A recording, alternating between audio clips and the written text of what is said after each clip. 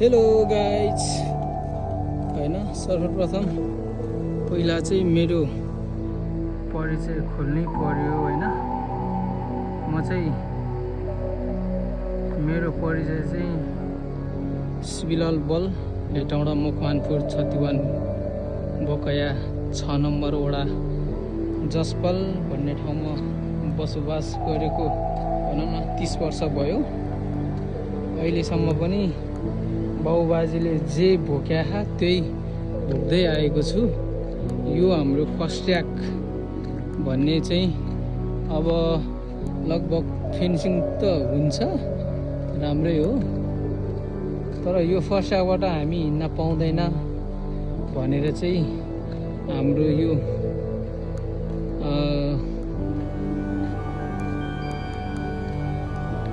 सेनाहरूले पनि सोद्धाखेरि मिल्दैन यहाँबाट हिँड्नलाई भन्ने मेरो उद्देश्य चाहिँ एउटा सूचना दिनको लागि यो हाम्रो अहिलेको सरकार बालेन्द्र शाह उहाँलाई एउटा सानो छोटो म्यासेज है। अनि सुदन गुरुङ उहाँलाई पनि हो होइन।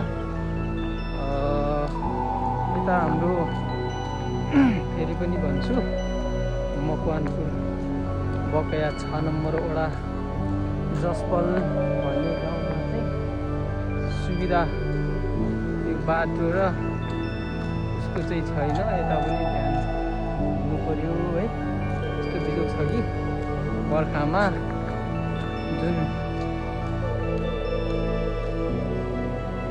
हाम्रो यो खोला बकैया खोला भन्ने चाहिँ छ, बर्खामा पनि यस्तो यो अहिले त यो फिनिसिङ भएको छैन यो पुलहरू, त्यही भएर यो माथिबाट हिँड्छौँ।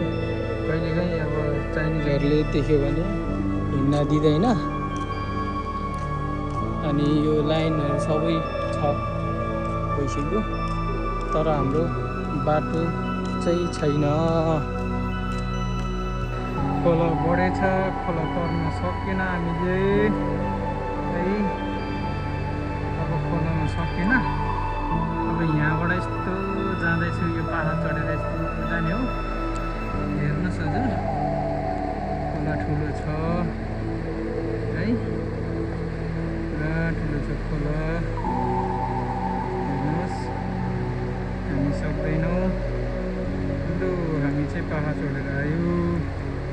यो पुल पनि कहिले बन्ने होला, जोन थालेछ। हेलो गाइज, हामी चाहिँ आज वडा गएको थियो। खोला चाहिँ यत्रो बाढी आइदियो होइन, घाम लागिरहेछ। माथितिर लेक माथि शिरतिर पानी पर्नु हुँदैछ, परेछ है। अब हामी चाहिँ यहाँबाट यस्तो जाने। हेलो गाइज, हामी यता छौँ टक्क होइन।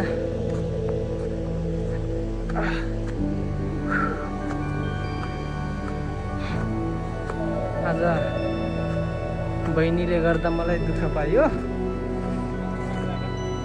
होइन। तलबाट हिँडेको है गाइज, यहाँबाट माथि आएको यस्तो हुँदै आएको।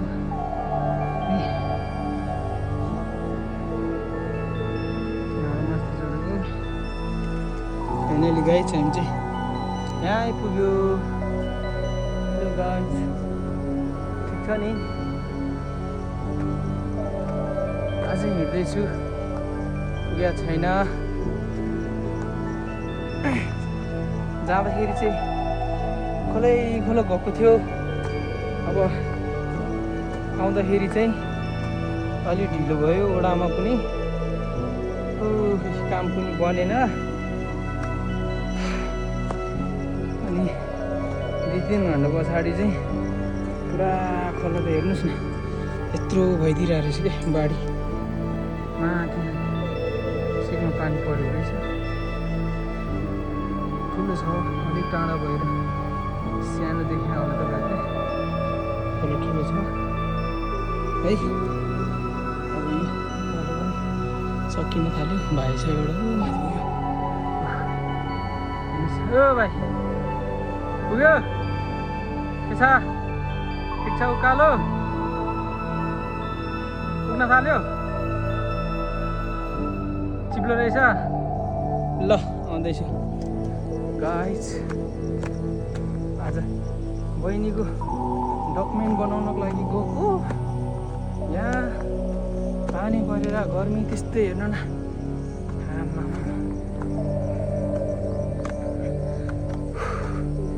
ल गाइज अब चाहिँ मेरो यो सानो भिडियोलाई माया गरिदिनु होला हामी अब भिडियो चाहिँ यहीँ टुङ्गाउँछु सबैजनालाई बाई बाई ल गाइज अब कहाँको वडा भन्दै हुनुहुन्छ भने बकेया 6 नम्बर वडा ए बाटो कता हो गाइज बाटो छैन हामी बाटो बिर्सेर पुरै हराइरहेछ एउटा भाइ ओ भाइ ओइ वाले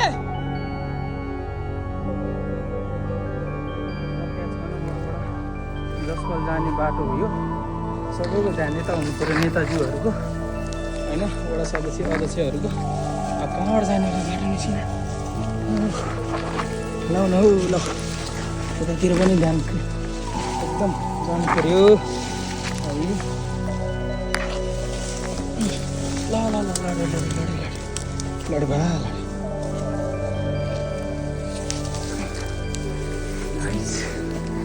अब म यहाँ छु जङ्गलमा बाटो निस्किएको छैन गाइज फेसबुकमा हाल्छु सबैले कपी लिङ्क सेयर गरिदिनु होला को हुनुहुन्छ हाम्रो सरकारसँग एकदम नजिक होइन देखोस् त्यो भिडियो चाहिँ कहीँको पनि छैन होला अब बर्खामा कस्तो पनि हुन्छ अहिले म कहाँ झर्छ भन्ने पनि थाहा छैन हेर्नुहोस् गाइज कहाँको बाटो हो है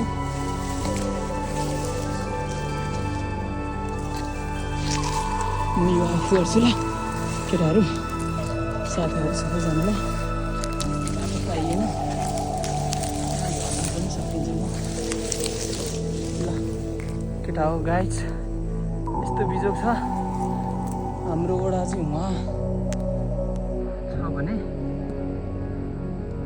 है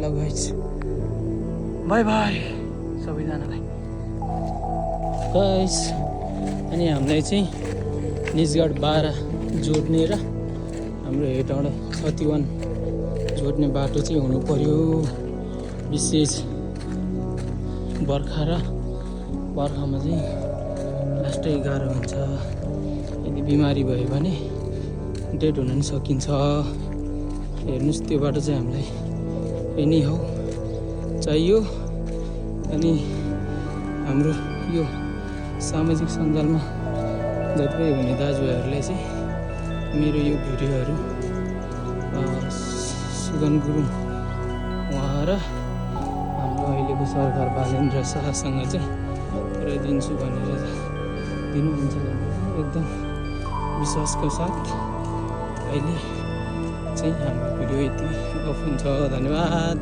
सबैजनालाई।